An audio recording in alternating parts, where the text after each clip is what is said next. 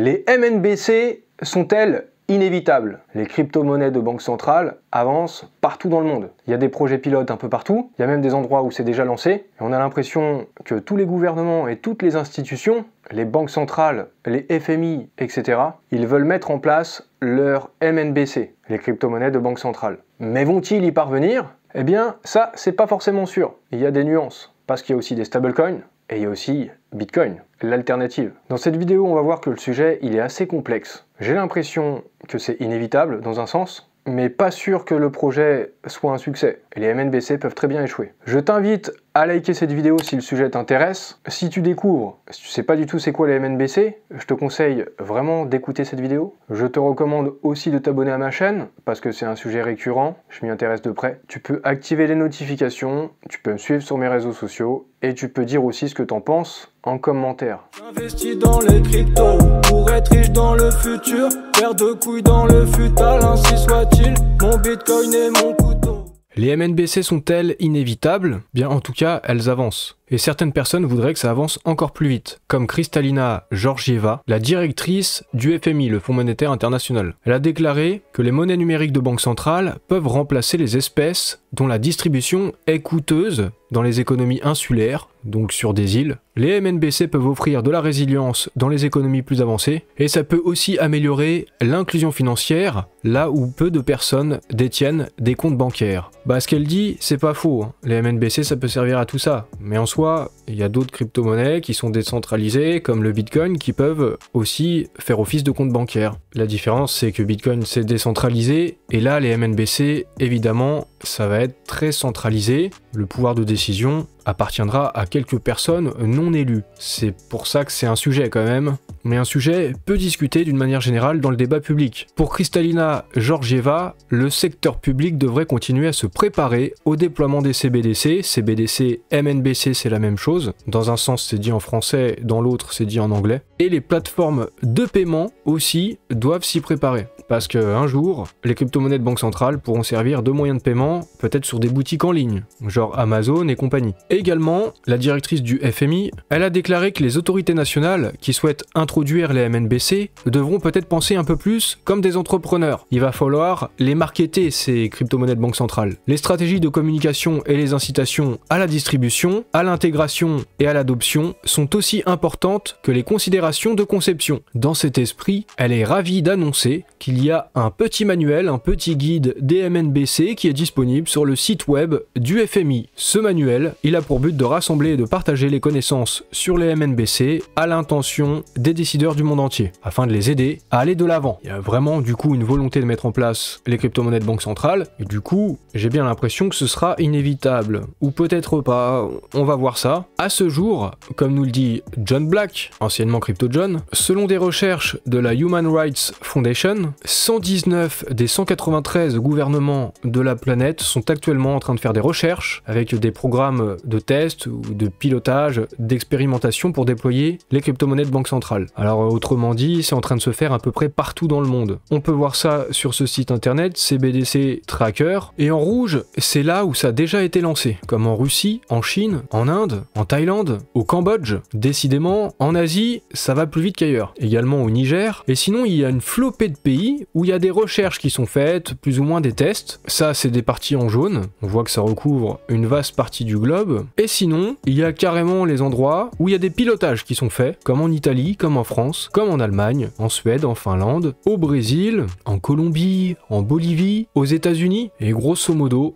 ça donne l'impression que c'est en train de se développer un peu partout sur la planète. Donc oui, ça paraît plus ou moins inévitable jusqu'ici. La Banque Centrale Européenne s'active autour de sa MNBC, l'euro numérique. Au niveau européen, c'est donc effectivement encore en test. Une première version intermédiaire, une phase préparatoire de l'euro numérique. Et ça avance plus ou moins bien. C'est là où le côté inévitable, il n'est pas forcément inéluctable. Parce que l'euro numérique ne fait pas l'unanimité. Et notamment, ça plaît pas tellement au secteur bancaire qui a peur d'une possible perte de son contrôle sur le marché monétaire. Et donc, pour essayer de rassembler un peu tout le monde et toutes les parties, eh bien c'est encore en discussion, ils en sont à essayer de définir les règles de la conception, et il y a une certaine lenteur réglementaire réglementaire. On peut dire que ça prend vraiment du temps. Pendant ce temps-là, du côté de Bitcoin, ça avance. Il y a un regroupement de développement des règles. Ils ont rédigé les premiers chapitres du règlement de l'euro numérique. Il doit y avoir des examens et des ajustements. Le projet de règlement, il doit être suffisamment flexible pour s'adapter à tous les ajustements futurs et il sera mis à jour conformément aux résultats du processus législatif sur l'euro numérique. Donc en plus, ça devrait être voté. Ça peut prendre plusieurs années tout ça. Peut-être que le jour où il sera prêt à sortir, cet euro numérique, il sera déjà complètement dépassé. En tout cas, pendant l'année 2024, ils vont devoir travailler sur un certain nombre de points comme la gestion des risques, les règles internes, les procédures de test, la certification, les normes de marque et de communication, l'interopérabilité aussi. Ils vont donc travailler sur un certain nombre de points. C'est pas forcément pour tout de suite. Par contre, il y a des moyens financiers qui sont mis derrière. Et la Banque Centrale Européenne, elle met le paquet avec 1,3 milliard d'euros pour mettre en place l'euro numérique et plus spécifiquement aider au développement de certaines initiatives comme la création d'une application dédiée à l'euro numérique qui inclurait un système de paiement hors ligne. Et également, cet argent, ces 1,3 milliard d'euros, ça devrait servir à lutter contre des risques de fraude, de blanchiment d'argent, etc. Parce que dans le futur, grâce à la blockchain, on va pouvoir un peu tout tracer. Alors qu'aujourd'hui, avec le cash, c'est pas forcément possible. Et c'est d'ailleurs en cash, avec les monnaies fiat, les euros ou les dollars, qu'il y a le plus de blanchiment d'argent, de corruption, etc. C'est pas avec les cryptos. Mais le cash, il va probablement être amené à disparaître. Je vous parlais un peu plus tôt de Kristalina Georgieva, la directrice du FMI. Eh bien, à la base, avec les MNBC, on nous disait que ça signifiait pas la disparition de l'argent liquide. Les MNBC vont pas remplacer le cash. Eh bien, finalement, peut-être que si. Parce que Kristalina Georgieva, elle l'a dit elle-même, c'est ses propres déclarations, c'est ses propres mots. En même temps qu'elle disait qu'environ 60% des pays exploraient aujourd'hui, sous une forme ou une autre, les MNBC, elle disait aussi que ces MNBC peuvent remplacer l'argent liquide, dont la distribution est coûteuse, je vous rappelle, dans les économies insulaires. L'objectif, c'est bien de remplacer le cash et de tout pouvoir tracer. Alors, ça peut être justifié, hein, pour mettre fin au blanchiment d'argent, etc. Mais en tout cas, tout sera tracé. Et donc ça avance dans beaucoup de pays. Par exemple, on peut voir aussi en Espagne, il y a des tests qui sont faits. La Banque d'Espagne sélectionne ses partenaires pour les tests des CBDC. Il y a 3 sociétés qui ont été sélectionnées et le pilote de la CBDC en Espagne, peut-être dans certaines régions ou certaines villes, le pilote aura lieu lors des 6 prochains mois, donc les 6 premiers mois de 2024. Ça avance, mais pas forcément inéluctable comme je vous dis, comme par exemple la Banque d'Angleterre qui hésite sur l'émission du MNBC. Ils se questionnent sur la pertinence d'un tel projet. Ils vont devoir effectuer des travaux préparatoires supplémentaires parce qu'il y a notamment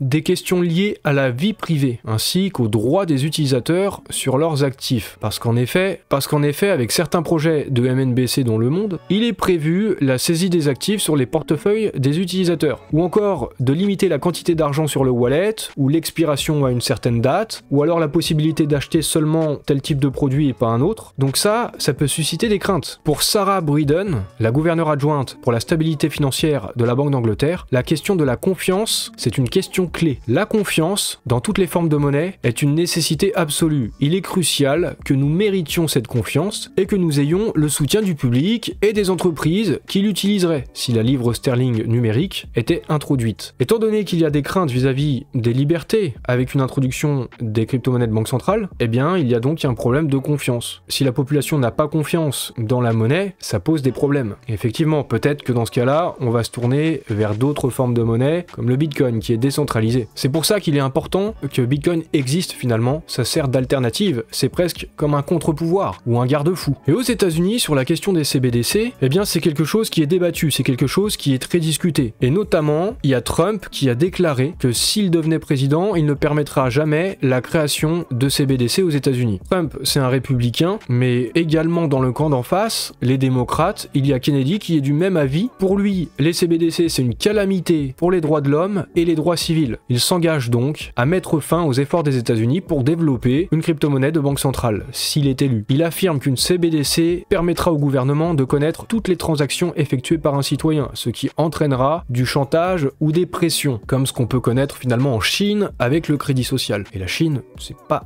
trop démocratique. Alors je vous ai déjà parlé de ça sur Twitter et dans un autre live Twitch, mais il est bon de le rappeler, en France ou en Europe, il n'y a aucun débat sur les CBDC, c'est incroyable, en tout cas je trouve. Demandez autour de vous, peut-être que ça choquera personne parce que personne n'est vraiment au courant de ce qui se passe autour de la monnaie, pourtant tout le monde en a, pourtant nos vies en dépendent, c'est au cœur de nos vies, dans nos achats du quotidien, lorsque l'on est payé, quand on fait un achat sur internet, n'importe quoi en fait. Et il y a des enjeux de liberté. Aux États-Unis, il y a des débats sur ces questions, surtout en approchant de plus en plus des élections qui auront lieu en novembre 2024. Il y a des candidats qui se sont exprimés clairement vis-à-vis des CBDC, ils se sont positionnés. En France, rien du tout, que ce soit le pouvoir en place avec Macron, que ce soit des oppositions avec Mélenchon ou Le Pen ou d'autres encore, il n'y a pas de positionnement sur ces questions, il n'y a pas de débat public, et même les journalistes, les médias n'en parlent quasiment pas, voire pas du tout, et en tout cas sûrement pas pour créer un sujet dans l'opinion, afin que ce soit quelque chose qui soit discuté quand même. En attendant, les CBDC ça progresse, je vous ai montré un peu partout, et je vais vous passer quelques extraits vidéo sur la chaîne YouTube de Romain Lannéry, le directeur adjoint du Crédit Agricole s'est exprimé sur les CBDC. Il y a quelques passages, vous allez voir, c'est assez intéressant. Tu as un projet dont je peux parler qui est celui de la Banque Centrale Européenne, qui est de créer un euro digital. C'est quoi un euro digital ? Aujourd'hui, quand tu vas dans ta banque et que tu retires de l'argent en billets, c'est plus la banque qui possède cet argent, c'est toi qui le possèdes, donc c'est plus dans les comptes de la banque, c'est comme si c'était sorti de la banque. Et après, toi, tu as une créance vis-à-vis de la Banque Centrale qui a émis la monnaie. Tu utilisais de l'argent qui a été émis par la Banque Centrale. La Banque Centrale Européenne dit « Mais ouais, mais est-ce que je pourrais pas remplacer les billets par des euros digitaux, appelons ça des jetons, comme tu veux, ce que tu veux. Et du coup, tu te retrouves avec un portefeuille dans lequel tu peux transférer de l'argent de ta banque pour en faire de l'euro digital. D'accord. Donc ça évite en fait, et puis après tu peux payer avec cet euro digital. Je peux te donner de l'argent à travers un petit transfert d'euro digital depuis mon portefeuille d'euro digital vers ton portefeuille d'euro digital. C'est quoi la différence avec si pas de j'ouvre mon compte et que j'enlève un chiffre numérique sur mon compte bancaire et que j'en rajoute un numérique? Il n'y a pas de différence. Et c'est ça le problème. Ça fonctionne quand même grâce à la blockchain ou pas? Oui, il y aura de la blockchain derrière. D'accord. Il n'y a pas de différence dans l'usage. Il y a des pays où il y a des différences dans l'usage. Mais c'est pas véritablement une démocratie. C'est par exemple de dire c'est de faire ce qu'on appelle l'argent dirigé. C'est-à-dire, en finance publique, j'ai envie de relancer ou d'aider les gens qui ont besoin d'utiliser leur voiture. Je vais leur donner une subvention en finance publique avec de l'euro, mais qui ne va servir que à payer dans des stations-service et qui, par exemple, pourront être valables que jusqu'au 31 décembre de cette année. Je peux te donner des jetons qui ne sont valables que dans certains types de magasins. Aujourd'hui, quand tu donnes en France, quand tu donnes une subvention, par exemple, pour la rentrée scolaire, tu sais pas si la personne, elle l'utilise pour des fournitures scolaires. Or, ça a été fait pour aider à l'achat des fournitures scolaires. Mais dans nos démocraties, on ne s'arroge pas le droit d'aller vérifier que la personne, elle l'utilise bien pour la rentrée scolaire. Avec l'euro pas l'euro, avec par exemple la monnaie chinoise digitale, bah, tu peux dire je vous donne ça exclusivement pour faire la rentrée scolaire et ça marchera pas pour autre chose. Et puis le 15 octobre, ça sera, si vous les avez pas consommés, ça s'évanouit. C'est ça l'argent dirigé. Évidemment, dans la démocratie, on veut pas aller dans cette direction-là parce que c'est trop liberticide. Il parle donc du fait qu'avec ces monnaies, ces crypto-monnaies de banque centrale, les MNBC, eh bien on va pouvoir faire de la programmabilité. Et puis il prend l'exemple un petit peu de ce qui se passe en Chine. Il fait même à moitié un lapsus avec l'euro numérique chez nous, en Europe. Et on voit donc en fait à quel point ça va dépendre notre avenir et nos libertés de consommer tel ou tel produit, et donc notre liberté tout court. Elle va être potentiellement limitée et dépendante des décisions des gouvernants en place. Mais à terme, avec ce genre de programmabilité, on peut aussi contraindre les comportements des gens sur tout un tas de choses et même finalement en venir à dresser les gens indirectement en établissant des nouvelles normes, mais par obligation financière. Je vais vous passer quelques extraits de ce BFM Crypto. Petit rappel de la différence entre un stablecoin et des CBDC. Il y en a un qui est privé, l'autre qui est public. C'est ça, en grande partie, on peut le simplifier de cette façon-là. Un stablecoin, c'est une crypto-monnaie qui est émise sur une blockchain et qui est adossée généralement, dans la plupart des cas, à une réserve d'argent déposée sur un compte bancaire. Et ces stablecoins sont émis par des sociétés qui disposent donc de comptes bancaires sur lesquels on a de l'argent. Et aujourd'hui, le marché du stablecoin, c'est 100% de stablecoins privés, dominés par une société qui s'appelle Tether et une autre société qui s'appelle Circle, qui ont émis à eux deux un peu plus de 100 milliards de dollars de stablecoin. Et à côté de ça, on parle de CBDC. La CBDC, c'est censé être un stablecoin émis par une banque centrale, c'est-à-dire un euro numérique ou un dollar numérique, une monnaie numérique, émise par une banque centrale qui circulerait, j'emploie bien du conditionnel, sur une blockchain, peut-être publique. Ça, c'était un peu le point de départ avec l'arrivée des stablecoins privés et surtout avec l'arrivée il y a quelques années du projet de Facebook, Libra Diem, appelons-le comme vous voulez, qui voulait lancer une monnaie numérique qui n'était ni un dollar ni un euro, c'était une nouvelle valeur adossée à un panier de devises internationales. Et ce projet projet-là, en fait, a fait très peur à l'ensemble des régulateurs européens en particulier. Et il y a eu une levée de bouclier assez rapide de l'ensemble des régulateurs et des banques centrales européennes pour s'opposer à ce projet-là. Le sujet est mort dans l'œuf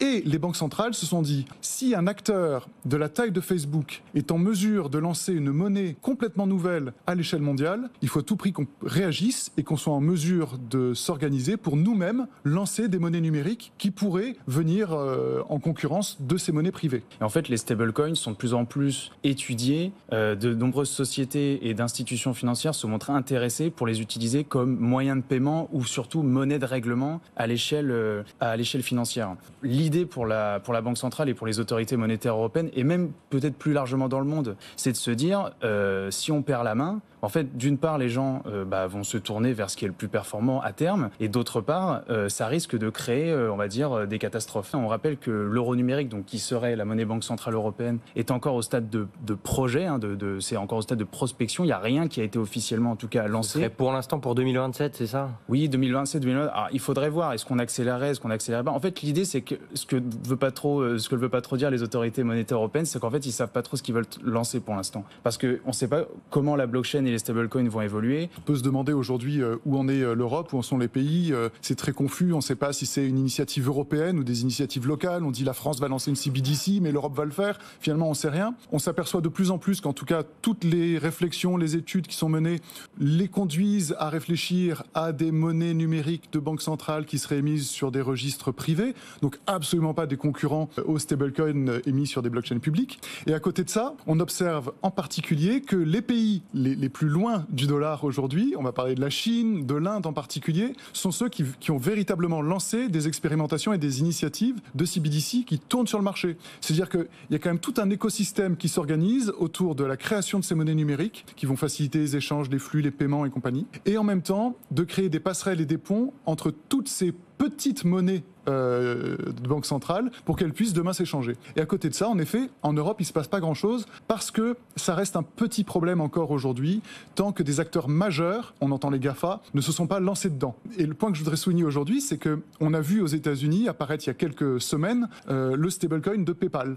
Donc on commence à avoir un écosystème qui, lui, est tourné davantage vers le paiement que vers les transactions crypto, qui est en train de s'installer avec un démarrage qui est plutôt lent, mais qui vient, à mon avis, mettre un premier pied dans la porte d'un système de paiement de masse fondé sur un stablecoin dollar émis par une entité privée. Mais donc des CBDC et aussi des stablecoins, parce que finalement c'est aussi un petit peu la même chose. Les stablecoins, c'est aussi des crypto-monnaies. Derrière, il y a des monnaies fiat, c'est adossé par du dollar bien souvent. Et il y a donc un vrai enjeu autour des stablecoins et du paiement d'une manière générale. Finalement aussi, avec les stablecoins comme avec les crypto-monnaies, on peut aussi décider du jour au lendemain de geler les fonds sur un wallet, sur un portefeuille. Et récemment, la Cour des comptes, elle a établi un rapport en se posant la question de faire évoluer ou non la fiscalité des crypto-monnaies, et en particulier sur les stablecoins euros. La conversion de crypto-monnaies en stablecoin euros serait taxable et soumis à la flat tax de 30%. Pour l'instant, c'est pas fait, c'est pas voté, mais ce point-là, je le trouve intéressant. Si les stablecoins sont directement imposables, et comme il est dit ici, ça ferait de ces stablecoins des quasi-euros. Ils auront été taxés, et après on pourra acheter des biens et des services à notre guise. Donc ça devient de la monnaie, et donc une crypto-monnaie, un crypto-euro aussi. Et ça m'a fait me poser la question, finalement, est-ce qu'on peut aussi aller à l'avenir, pas seulement sur une CBDC, un euro numérique, une crypto-monnaie de banque centrale, mais peut-être aussi des stablecoins qui vont être admis comme étant des monnaies utilisables dans la vie de tous les jours, ou alors évidemment, ça pourra être Bitcoin ou tout un tas d'autres cryptos. Finalement, on sait pas encore bien ce qui va se passer, mais les crypto-monnaies, elles, dans leur ensemble, que ce soit Bitcoin, que ce soit les stablecoins ou les CBDC, les crypto-monnaies d'une manière générale semblent bien inévitables.